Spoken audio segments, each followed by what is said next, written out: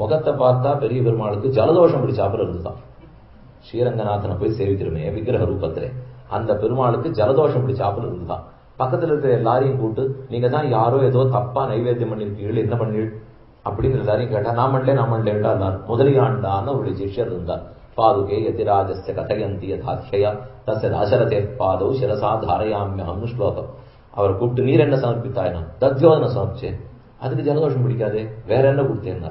நாகப்பழம் கொடுத்தேன், கண்ணனுக்கு ரொம்ப பிடிக்கும், இவர் தான் கண்ணன், ஆனா நாகப்பழம் கொடுத்தேன், அதுக்கு ஜலதோஷம் பிடிக்காதே, வேற என்ன பண்ணிருந்தேன்? இந்த ரெண்டையும் சேர்த்து கொடுத்தேன்னார் அவர்.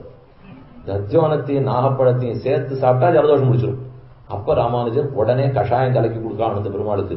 கருடவாகன பண்டிதரை கூட்டு புதுசா கஷாயம் காய்ச்சி பெரிய பெருமாளுக்கு 6 நாள் அமுது செய்ய பண்ணி இப்ப ஜலதோஷம் சரியா போச்சு அப்படின்னு சொன்னார்னு சரித்திரம் எழுதி வச்சிருக்கா. இவரா வேதாந்தத்துக்கு வியாக்கியானம் பண்ணுவார். நீங்க யாரும் விக்கிரகத்துக்கு ஜலதோஷம் பிடிக்குமா, இல்ல பிரம்மத்துக்கு ஜலதோஷம் வருமா, ஜுரம் வருமா, இதை நமக்கு தெரிஞ்சது கூட அவருக்கு தெரியலையே அப்படின்னா, அது அவருக்கு தெரிஞ்சதுனாலதான் அவ பக்தாளருக்கா, நமக்கு தெரியாதனாலதான் நம்ம இப்படியே இருக்கும். இது நாம இன்னும் மாறணும்னு சொன்னால் அப்ப அவனுக்கு என்ன நடக்குமோங்கிற கலக்க நம்ம மனசுல வரவே இல்லையோ. யசோதை கண்ணனுக்கு கூத்தனைய கொண்டுட்ட உடனே என்ன வந்துருத்தோன்னு பயந்து போய் கோபுச்ச பிரமணம் பண்ணிருக்காவோ. பசுமாட்டை கொண்டு திருப்பி நிறுத்தி வச்சு அதன் வால் எடுத்து சுத்துறது, இந்த கொழுமோர் காய்ச்சறது, கஞ்சி காய்ச்சி கொடுக்கறதுலாம் சொல்லிட்டு பாருங்க. இதை போல பண்ணி கண்ணனுக்கு என்ன பயந்து பட்டாளோன்னு அவர் செருப்பிடிச்சுட்டாளாம். இது ஆச்சரியம் சுக்காச்சாரியருக்கு. இப்படி கூட அராணவத்தி பண்ணுவா. பராத்பரன் இதை கண்டு வீஷாஸ்மாத் வத பவதே வீஷோதேதி சூர்யா வாயு அக்னி இவெல்லாம் நடுங்கிட்டு இருக்கா. இவனுக்கு என்னமோ பயந்து படுத்துன்னு நினைச்சு இவ பண்ணாள். என்ன அவ பரிவு அவளுக்கு இருந்தது பொங்கும் பரிவு. அதனால நாம் அந்த பக்தியை புரிஞ்சுக்கிறது முக்கியம். ஹனுமானுக்கு இருந்த பக்தி ஒரு பக்கத்துல உண்மையை காட்டுது, இவர் தான் பிரம்மம், இவர் தான் மோட்சம் உறுப்பரான்னு தெரிஞ்சு விட்டார். அதே சமயம் இந்த பெருமானுடைய அழக சேவிச்சா பாருங்க. உடனே இந்த ஸ்லோகம் ஆயதாச்ச சுவருத்தாச்ச பாஹவ பரிகோபமாக சர்வபூஷண பூஷாருக்காக கிமர்த்தம் ந விபூஷிதாக. ராமா இந்த தோளை திறந்து போட்டு வந்திருக்கிய, ஆபரணங்களால மறைச்சிக்க வேண்டாமா?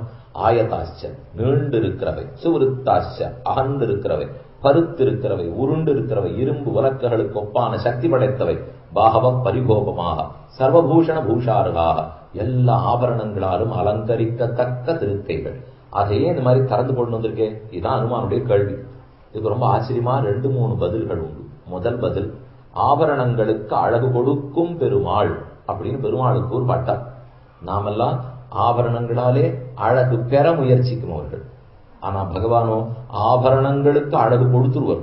ஒரு கடையில போய் நகை நட்டு வாங்குறோம், இந்த நகையை வாழ்ந்து பெருமாள் திருமேனியில சாத்துறோம், அது திருவாபரணம் ஆயிடும். இது வரைக்கும் நகைங்கிறவங்க நாம போட்டுட்டா நகையாத்தான் இருக்கும். ஆனா அவருக்கு சாத்தினோட திருவாபரணம், திருப்பரியட்டம், திருமாலை எல்லாம் பேர் மாறுறது பாருங்க. அவர் சாத்தின உடனே அதுக்குத்தான் அழகு கூடுறதே தவிர அவருக்கு அழகு கூட வேண்டியதே இல்லை. மேலும் திருவாபரணங்களை எதுக்கு தெரியுமோ சாத்திரா?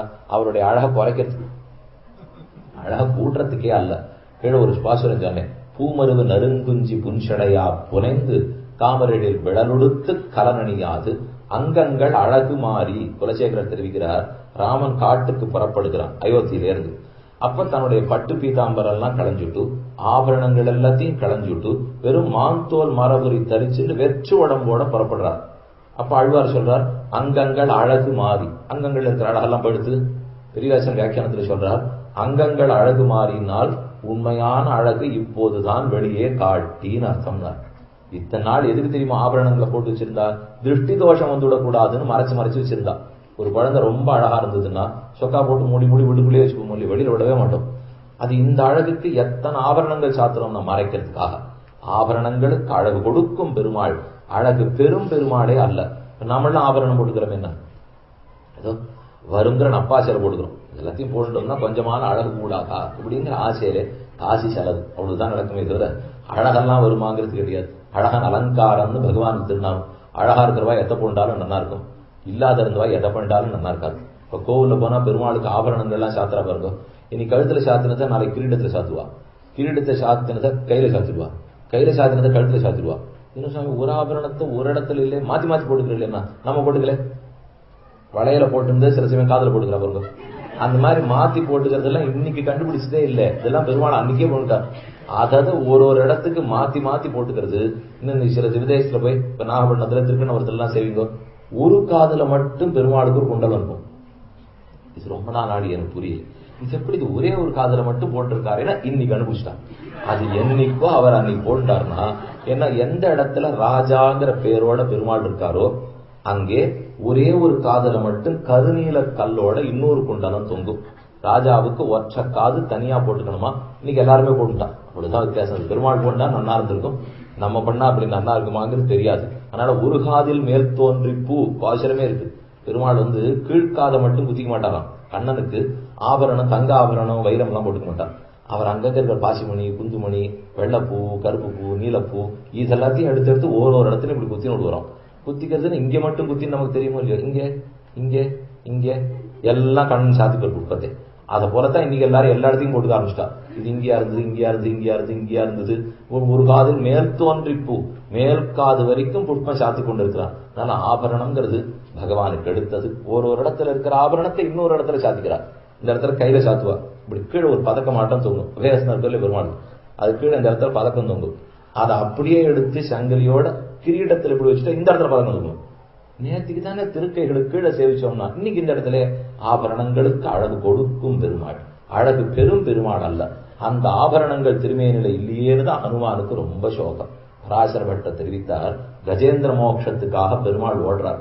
மீனமர் பொய்கை நான்மலர் பொய்வான் வேட்கையினோடு சென்றொழிந்த காணமர் வேழம் கையெழுத்தளர கரா அதன் காலினை கதுவ ஆனையன் துயரந்தீர புள்ளூர்ந்து சென்னு நின்று ஆழி தொட்டானை தேனமர சோலை மாடமாமையிலை திருவல்லிக்கணி கண்டேனே என்று திருவங்கியாழ்வார் 10 பாசம் பாடிட்டார். அடி அங்கேன்னு தான் வந்திருக்கேன். அதனால அந்த பாட்டையே சொல்லாம நான் புறப்பட்டுன்னு சொல்லுவோம். போன இடத்தெல்லாம் சொல்லிட்டு வந்தியான்னு கேப்பா ஊருக்காரன். அதுக்காகவானு சொல்லிடுறேங்க. தேனமர் பொய்கை நான்மலர் பொய்வான் வேட்கையினோடு சென்றழிந்து கையெடுத்தளர கரா அதன் காலினை கதுவ. கஜேந்திர மோட்சத்துக்காக பெருமாள் ஓடுறார். எவ்வளவு வேகமா ஓடினார்னா இங்க போட்டு இருக்கிற ஆபரணம் எல்லாம் பின்னாடி கொடுத்தான், பின்னாடி போட்ட ஆபரணம் எல்லாம் முன்னாடி வந்துட்டான். இந்த நெத்தி சுட்டி அணிஞ்சதெல்லாம் ராக்குடி பின்னாடி போடுது, பின்னாடி அணிஞ்சதெல்லாம் முன்னாடி வந்துடுது. சந்திர சூர்யால் இடம் வலம் மாறி போட்டான். அத்தனை வேகமா கருடன் பேர்ல ஓடி வராராம். நீங்க கருடோத்சவம் குதிரை வாகனம் புறப்பாட்டும் போது ஏசல்னு ஒண்ணு நடக்கும். முன்னாடி பின்னாடி வேகமா பெருமாள் போட்டு வருவார். அந்த சமயத்துக்கு நீங்க ஸ்ரீரங்கத்தில் சேவிச்சீங்கன்னா நம்பெருமானுடைய திருநெஞ்சில் இருக்கிற மார்பில் இருக்கிற திருவாபரணத்தை முழுக்க அர்ச்சகர் இப்படி பிடிச்சு போற. இந்த இடத்துல இப்படி கையை எழுத்திட்டு அதோட தான் அந்த குதிரை வாகனத்தோட ஓடணும், அதோட தான் பெருமாளோட ஓடணும். அது அப்படி இருந்தாலும் அலண்டு போய் முன்னாடி திராபரணம் பின்னாடி அப்படி இப்படி அலந்து போய் பெருமாள் நிற்கிறச்சை சேவிச்சு பாருங்க. நேர சாத்திருந்த விட இது அழகா இருக்கு. ஏற்கனவே அவர் எப்படி இருந்தாரோ இப்ப இப்படி அப்படி எல்லாம் மாறி இருக்கும். அந்த தள்ளி விட்டுன்ற அழகே ஒரு தனி அழகுதான் பகவானுக்கு. மைவண்ண நரும் குஞ்சி குடல் பின் தாழ மகரம் சேர்க்குட இருபாடு இலங்கி ஆட எய்வண்ண வெஞ்சிலையே துணையா இங்கே இருவராய் வந்தார் என் முன்னே நின்றார் கைவண்ணன் தாமரவாய் கமலம் போலும் கண்ணினை வரவிந்தம் அடிமதுரே அவ்வண்ணத்தவன் நிலமகண்டும் தோழி அவரணாம் தேவரன் நஞ்சினோம் பாசுரம். சில தலைமையில பிடிச்சு இப்படி கீழே வாரி விட்டு இருப்பான், சிலதை அப்படி தூக்கி மேல வாரிட்டு இருப்பான். அதை இழுத்து பிடிச்சு ஒரு மயில் தொகையை சுத்தி கொண்டு அதுக்கு மேல சில திருவாபரணங்களை சுற்றி தோள்களுக்கு ஆபரணம். ராமானுஜர் அழகா தெரிவித்தார். கிரீட மகுட சூடாவதம்ச ஹார கிரைவேயக மகர குண்டல முக்தாதாம காஞ்சிகுண நூபுர நூபுராத்திய பரிமித திவ்ய பூஷணான்னு சாதித்தார். திருமுடியிலேருந்து திருவடி வரைக்கும் அத்தனை ஆபரணம் இருந்தாத்தான் அழகு. ஆனால் இன்னைக்கு அது ஒண்ணுமே இல்லையோ. ராமனுடைய திருமேனில ஒரு ஆபரணம் கூட இல்லையே. அதை பார்த்தவர் தான் ராமா ஏன் ஆபரணங்களால மறைச்சிக்கல, அதுக்கு அழகு கொடுக்கலாமே, அதுக்காகவான மறைச்சிருக்கலாம். இன்னொரு அரசன் தெரிவித்தார், இந்த ஆபரணங்களை போடாட்டா திருஷ்டி தோஷம் வந்துடும், அதுக்காகவான மறைச்சிக்கணும் இல்லையோ. நீ திறந்து போட்டு இருந்தே யாரும் பார்த்து கண்ணச்சின் போட்டு விட போறா. மூணாவது அரசன் தெரிவித்தார், பெருமான் ஒரு ஆயுதம் வச்சிருக்கார், பிரம்மாஸ்திரம். என்ன ஆயுதம்னா மொத்தத்துல சாஸ்திரத்தை காட்டி காட்டி அவளை திருத்தணும்னு பார்த்தோம். அதெல்லாம் ஒண்ணு திருத்தவே முடியாத படுத்துன்னு வச்சுங்க. கடைசியா ஒரு அஸ்திரம், தன் அழகுங்கிற அஸ்திரத்தை எழுதிடுவார். அதுக்கு மயங்காதமா ஆளே இருக்க முடியாது. அவர் 2 விதமான அழகு அஸ்திரம் வச்சிருக்கார். திருவாபரணங்கள் போட்டுக்காத அழகு, திருவாபரணம் அணிந்து கொண்ட அழகு. 2த்துல எது அதிகம்? திருவாபரணம் அணிந்து கொள்ளாத அழகுதான் அதிகம். அதைத்தான் இப்ப பார்த்திருக்கோம். நல்ல பக்தனா ஒருத்தர் இருக்கார், கொஞ்சம் திருத்தினா போறோம் அப்படின்னா திருவாபரணங்களை மறைச்சுன்ற அழகை காட்டி திருத்திடுவோம். நம்மாட்டம் ரொம்ப மோசம்னு வச்சுக்கோ. அப்படின்னா திருவாபரணமே இல்லாத வந்தா தான் இது திருந்தும். இதுக்கு இருக்கிற மோசமான பக்திக்கு நிறைய அழகு காட்டணும், அப்பதான் திருந்துவோம். இப்ப ராமன் எப்படி வந்திருக்கார்? திருவாபரணங்களே இல்லாத வந்திருக்காரு இல்லையோ. ஹனுமானுக்கு ரொம்ப வருத்தமா போச்சு. என்ன அவ்வளவு மோசமான பக்தன் நான் நினைச்சுட்டேன். நீ திருவாபரணத்துல மூடின்னு வந்திருந்தா கூட எனக்கு போருமே, என் மனசு திருந்திருக்குமே. ஆனா என்ன ரொம்ப தாழ்ந்த பக்தன் நினைச்சுட்ட போல் இருக்கு. அதுக்குதான் இத்தனை அழகை சௌந்தர்யத்தை பிரதர்சனப்படுத்துகிறார். என்ன பெருமானை பார்த்து ஆயதாச்ச சுருத்தாச்ச பாகவ பரிகோபமாக சர்வபூஷண பூஷார்கா கிமர்த்தம் ந விபூஷிதாக உபௌ யோக்யாவகம் மன்யே ரக்ஷிதும் பிருத்திவீமிமாம் சுக்ரீவோ நாம தர்மாத்மா கஷ்டித் வானர புங்கவः ஏவம் மாம் பரிபாஷந்தம் கஸ்மாத் வைனாபிபாஷதः வீரோ வினிகிருதோ பிராத்ரா ஜகத் பவதி துக்கிதः. ஒரு 15 நிமிஷம் பேசி தங்க சரித்திரத்தெல்லாம் சொல்லிட்டான். சுக்ரீவன் ஏன் வாலியினிடத்தில் அடிபட்டான், என்ன நடந்தது, யாரோட சண்டை நடந்தது, ஏன் இந்த இடத்துல மறைஞ்சின்னு இருக்கும், இதெல்லாத்தையும் ஒரு 15 நிமிஷம் எடுத்து சொன்னார். உங்களுக்கு கதை தெரியும், அதனாலதான் இப்ப கதையை மேற்கொண்டு சொல்லலை. வாலிக்கும் ஆரோத்தனுக்கு சண்டை ஏற்பட்டது. சுக்ரீவன் வாசல்ல காத்துட்டு இருந்தான். குகை துவாரத்திலேருந்து ரத்தம் ஓடி வந்தது. அதனால வாலி போயிட்டான்னு நினைச்சுட்டு பாறையை வச்சு மூடிட்டான். ஆனா வாலி போகலை, எதிர்த்தவன் தான் போனான். வாலி திரும்பி வர்றதுக்குள்ள ராஜ்யம் ஆள் இல்லாத போட போறதுங்கிறதுக்காக சுக்ரீவன் நாட்டை ஆள ஆரம்பிச்சிருந்தான். வாலி வந்து கோபப்பட்டான். அந்த எண்ணமே எனக்கு கிடையாதுன்னா இந்தாருன்னு கொண்டு போய் சமர்ப்பித்தான். கேட்டுக்காக துரத்தி அடிச்சான். உலகம் முழுக்க சுத்திட்டு பக்கத்துல ரிஷிமுக பர்வத்தத்தில் மறைஞ்சிட்டு இருந்தான். ஏன்னா இங்கு வந்தால் அவனுக்கு தலைவடிச்சு போடுங்கன்னு சாபம் இருக்கிறதுனால வாலி வராமல் இருக்கிறான்ங்கிற கதை. ஒரு நிமிஷம் தான் இந்த கதை உங்களுக்கு தெரியும். ஆனால் இதை பத்தி நான் இப்ப விளக்கமா சொல்ல போறது இல்லை. மேற்கொண்டு என்னன்னு பார்ப்போம். இந்த கதையை சுருக்கமா ஹனுமான் ராமனிடத்தில் எடுத்து சொல்லிட்டு அவனுடைய மந்திரி நான் தான் சசிவோத்தவன் மந்திரி ஹனுமான் தான்ங்கிறத சொல்லிட்டு 15 நிமிஷமா தான் பேசுறத ராமன் பார்த்துட்டே இருக்கார். அவர் பதிலே பேசல, லக்ஷ்மணன் பதிலும் பேசல. பேசட்டம்னு ஹனுமான பேச விட்டுட்டார். இவர் 15 நிமிஷம் பேசிட்டு சட்டுன்னு சுவாமிக்கு ஹனுமானுக்கு தோன்றதுக்கு, அது என்ன நானே பேசிட்டு இருக்கேன், நீ பேசவே இல்லையே, ஏமம் மாம் பரிபாஷந்தம் கஸ்மாத் வை நாபிபாஷதா, நானே பேசிட்டு இருக்கேன், நீர் பேசல, நான் இனிமே பேச மாட்டேன், நான் வாய்ப்பு நீர் பேசும் அப்படின்னு ராமனை பார்த்து ஹனுமான் சொல்லிவிட்டார். ராமன் ஓங்கி ஒரு தரம் மூச்சு விட்டுட்டார். விட்டுனுட்டு பக்கத்துல இருக்கிற லக்ஷ்மணனை பார்த்து சொல்லுகிறார். ஏவமுக்துவாது ஹனுமான் தௌவீரவ் ராமலக்ஷ்மணவ் வாக்கியஜ்ஞோ வாக்கிய குஷலா புனர்னோவாச கிஞ்சன ஏதச்ருத்வா வசஸ்தஸ்ய ராமோ லக்ஷ்மணம் அப்ரவீத் பிரகிருஷ்ட வதன ஸ்ரீமான் பிராதரம் பார்ஸ்வதஸ்திதம். ராமன் தன் அருகில் நின்றிருக்கிற லக்ஷ்மணனை புன்சிரிப்பு மாறாமல் பார்த்தான். பார்ஸ்வஸ்தம் லக்ஷ்மணம் திருஷ்டுவா, தனக்கு அருகில் இருக்கிற லக்ஷ்மணனை சிரித்து மார்க்காமல் பார்த்து சௌமியமான ரூபத்தோட தமேவ காங்ஷமானஸ்ய மமாந்திக விபாகதா. அப்ப லக்ஷ்மணன் பார்த்துட்டு இருக்கார். என்ன நியமனம் என்று ராமன் முகத்தை பார்த்துட்டு இருக்கார். சொல்றார் ராமன், தமபியபாஷ சௌமித்ரே சுக்ரீவ சசிவம் கபிம் வாக்கியஜம் மதுரைர் வாக்கியை ஸ்நேகயுக்தம் அரிந்தமம். அழகான பேச்சு பேசுறார். லக்ஷ்மணா, இவரிடத்துல நீ பேசு. தமபியபாஷ சௌமித்ரே சுக்ரீவ சசிவம் கபிம், சுக்ரீவனுக்கு மந்திரின்னு சொல்லிக் கொண்டு இந்த குரங்கு வந்திருக்கார், நீ பேசு. உடனே நமக்கு சந்தேகம் வரும், ஏன் இவர் பேச மாட்டேங்கிறார்? லக்ஷ்மணனை பார்த்து நீ பேசுன்னு சொல்லணுமான்னா, லக்ஷ்மணா யார் வந்தா யார் பேசணுங்கிற ராஜநீதி உண்டு. ராஜா வந்தா ராஜா பேசணும், மந்திரி வந்தா மந்திரி பேசணும், சேனாபதி வந்தா சேனாபதி பேசணும். இவரோ மந்திரின்னு சொல்லினுட்டார். சுக்ரீவன் வந்திருந்தா தான் நான் பேசியிருக்கணுமே தவிர, மந்திரி வந்ததுக்கு மந்திரி தானே பேசணும். காட்டுல நான் மந்திரிக்கு எங்க போய் லக்ஷ்மணா, நீதான் மந்திரி, நீதான் தகப்பன், நீதான் தம்பி, நீதான் பிள்ளை, நீதான் மந்திரி. அதனால தம் அபியபாஷ சௌமித்ரே சுக்ரீவ சச்சிவம் கபிம், நீயே நமக்கு மந்திரியாக இருந்து கொண்டு ஹனுமானிடத்தில் பேசு. சஹஸ்ரவதனான ஆதிசேஷனுடைய அவதாரம் அவர், அவரை பார்த்து பேசுன்னு சொல்லவே வேண்டாம், பேசிடுவார். ஆனால் அவர் பேசுன்னுட்டு எழுந்திருந்து கைகூப்பி கொண்டு லக்ஷ்மணன் பேச ஆரம்பிச்சார். லக்ஷ்மணா இருந்தார் ராமன். இப்பதான் கூட்டி பேசுறதுக்கு ஆரம்பிக்கிறச்சே அதுக்குள்ள இருந்துட்டா நம்ம பேசுறச்சே பேச விட்டுடணும். சில பேருக்கு அப்ப வந்து கொஞ்சம் இருங்கோன்னு ஏதாவது சொன்னா அப்புறம் பேசவே மாட்டாவா. இது ஏற்கனவே ஆரம்பிக்கிறதே கஷ்டப்பட்டு ஆரம்பிச்சிருப்பா. இருங்கோனுட்டா லக்ஷ்மணனை பார்த்து ராமன் இருந்தான்.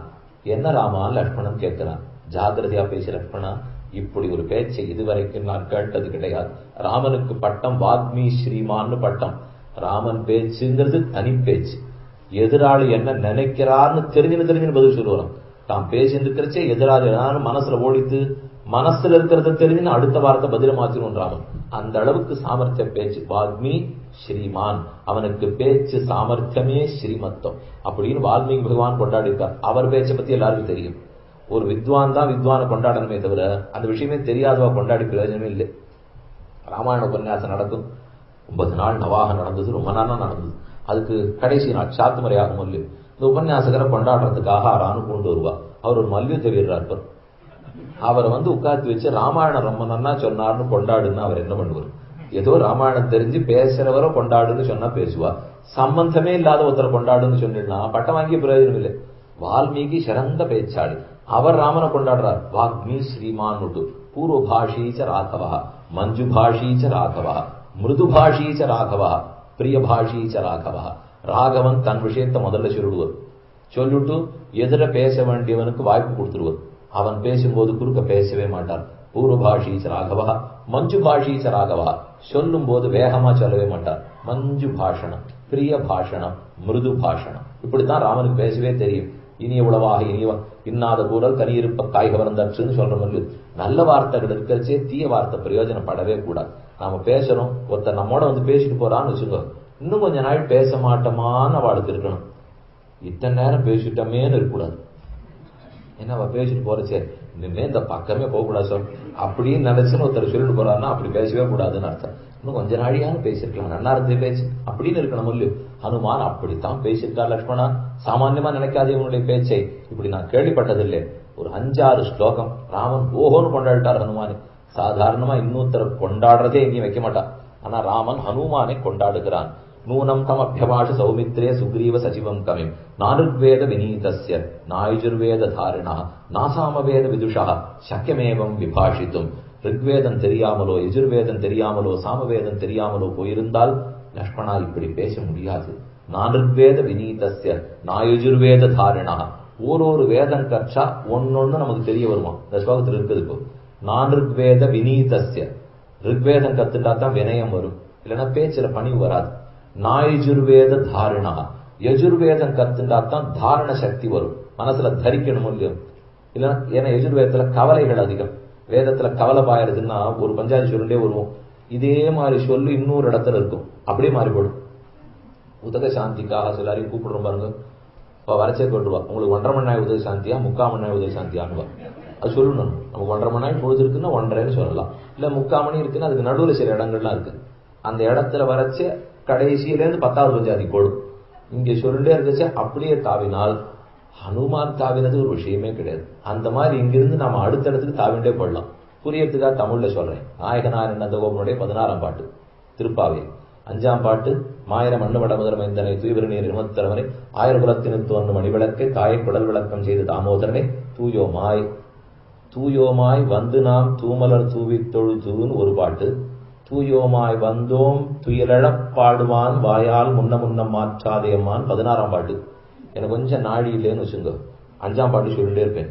ஆயிர குலத்தினுத்து ஒன்று மணிவிளக்கை தாயை குடல் விளக்கம் செய்து தாமோதரனை தூயோமாய் வந்து நாம் தூமலர் தூயோமாய் வந்தோம் துயிலடப்பாடுவான் வாயால் முன்னம் மாற்றாதையம்மா நீ நேச நடக்கதவு நீக்குன்னா 17 போடலாம். 5ல் ஆரம்பிச்சேன் 16 தாண்டி வச்சு பாருங்க. ஒரு சின்ன சின்ன சொல்லு மாறுச்சுன்னா போடு. இது கவலை பாயிருதுன்னு பேர். இது யஜுர்வேதத்துல அதிகம். அதனாலே அதை நன்னா நொட்டுரு தட்டி சொல்லிட்டோம்னா தாரண சக்தி வருங்கிறார். ஆக நானுர்வேத வினீதஸ்ய நாயுஜுர்வேத தாரணா நாசாமவேத விதுஷா. சாமவேதம் தெரிஞ்சுக்கலன்னா வைதுஷ்ய பூர்த்தியே வராது, விஷய ஞானமே வராது. ஆக சாமவேதத்தை கற்றான் வித்வான் அப்படின்னு மட்டும் இந்த இடத்துல ராமன் சொல்லல. ரிக்வேதம் கத்துட்டு இருக்கார், வினயமா பேசுறார். எதிர்வேதம் கத்துட்டு இருக்கார், தாரண சக்தியோட பேசுறார். சாமவேதம் கத்துட்டு இருக்கார், விஷயம் பேசுறார், அப்படி சொல்லல ராமன். சாமவேதம் கற்காமல் போனால் இவ்வளவு வைதுஷ்யம் வராது. ரிக்வேதம் கற்காமல் போனால் இவ்வளவு தூரம் சக்தி வராது. எதிர்வேதம் கற்காமல் போனால் இவ்வளவு தாரண சக்தி வராது. என்ன சுவாமி திருப்பி போடுறார்? நேரம் சொல்லக்கூடாது. ஒன்னா இப்ப இந்த போட்டியில எல்லாரும் உட்காந்துருக்கிறது, இங்க யார் வித்வான், இன்னார் வித்வான் அப்படின்னு சொல்லலாம். இவரை தவிர வேற வித்வான் இல்லை அப்படின்னு தான் ஆணித்தரமா சொல்றேன்னு அர்த்தம். அத போல இங்கேயும் இப்போ ரிக்வேதம் கத்துன்னு இருக்கார், வினயத்தோட பேசுறாரு இல்ல. ரிக்வேதம் கற்காவிடில் இவ்வளவு வினயத்தோட பேச முடியாது. என்ன நானுர்வேத வினீதஸ்ய நாயுஜுர்வேத தாரிணா நாசாமவேத விதுஷா சக்கியமேவம் பிரபாஷித்தும். லக்ஷ்மணா நானும் பார்த்துட்டு தான் இருக்கேன். 15 நிமிஷம் தான் பேசினார். சில பேர் ரொம்ப நேரம் பேசுவார். என்ன பேசினார் கேட்டுனா அவர் தெரிஞ்செல்லாம் பேசியிருந்தார் அப்படின்னு நமக்கு ஒண்ணுமே தெரியாது சொல்லுவா. சுவாமி இத்தனை நாள் பேசியிருந்தார், என்ன ரொம்ப நேரம் தான் பேசியிருந்தார். சுமாரா அவர் எத்தனை நாள் பேசியிருப்பார்? எத்தனை நாள் பேசினாலும் அவர் சுமாரா தான் பேசுவார் அப்படின்னு வச்சு கொண்டுதான். சுமாரா எத்தனை நாள் பேசியிருப்பார்னா அவர் எத்தனை நாள் பேசினாலும் சுமாருங்கிறாப்புல பேசியிருக்கலாமா? கொஞ்சமா பேசினா கூட விஷயத்தை சரியா எடுத்து சொல்லணும் இல்லையோ. 15 நிமிஷம் தான் பேசியிருக்கான் லக்ஷ்மணா. ஒரு சொற்குற்றம் பொருட்குற்றம் இல்லை. சில பேர் 4 வார்த்தை பேசுவார் தப்பு இல்லாம, சில பேர் 4 வார்த்தை பேசுவார் 2 தப்போடு. இவர் 15 நிமிஷம் பேசியிருக்கார். சொற்குற்றம் இல்லை, பொருட்குற்றம் இல்லை. இவர் வார்த்தைகளை கோர்த்திருக்கிற அழக பார்த்தா வியாக்கரணம் படிச்சிருக்கணும், தர்க்க சாஸ்திரம் வாசிச்சிருக்கணும், மீமாம்சை தெரிஞ்சிருக்கணும். இல்லைன்னா இப்படி பேசுறதுக்கு முடியாது. நவவியாக்கரண பண்டிதன்னு ஹனுமானுக்கு பட்டம்.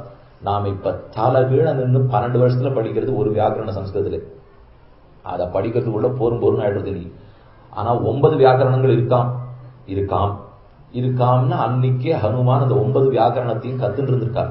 எப்படின்னா சூரிய பகவான் இடத்துல போய் நீ பாடம் கத்து கொடுத்தார்.